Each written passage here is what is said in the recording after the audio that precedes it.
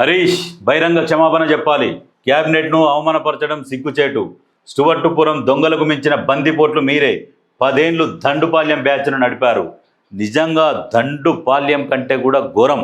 దండుపాల్యం వాళ్ళన్నా ఏదో తక్కువ కానీ దానికంటే ఘోరంగా నడిపిరు. స్టువర్టుపురం దొంగలకు మించిన బందిపోట్లు.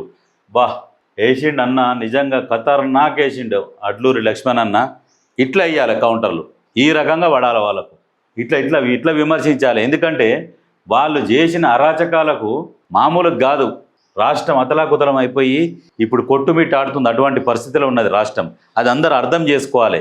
కొంచెము ఎంటర్టైన్మెంట్ చూసేదానికంటే అప్పుడప్పుడు వార్తలలో పోయి గూగుల్లో పోయి సెర్చ్ చేసి మన రాష్ట్ర ఆర్థిక పరిస్థితి ఎట్లా ఉన్నది ఇవన్నీ చెక్ చేసుకుంటే అర్థమవుతుంది.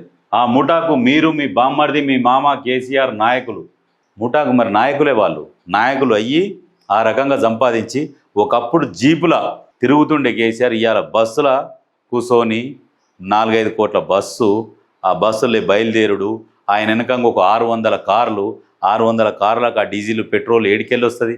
మళ్ళీ సాయంత్రం కాగానే మళ్ళీ మెయింటెనెన్సు, ఎంత ఖర్చు, ఎక్కడికి వెళ్ళి వచ్చినాయి అన్ని డబ్బులు. ఉద్యమం సమయంలో ఎక్కడ పోయా డబ్బులు లేకపోయా? మరి అధికారంలోకి వస్తే ఆ రకంగా సంపాదన ఉంటుందా ప్రతి ఒక్కరికి?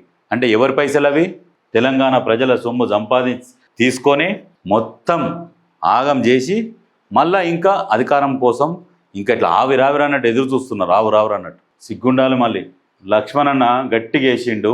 ఇట్లనే వేయాలన్నా, ఇట్లనే వేస్తేనే వాళ్ళకు కొంచెమన్నా మెలకు వస్తుంది.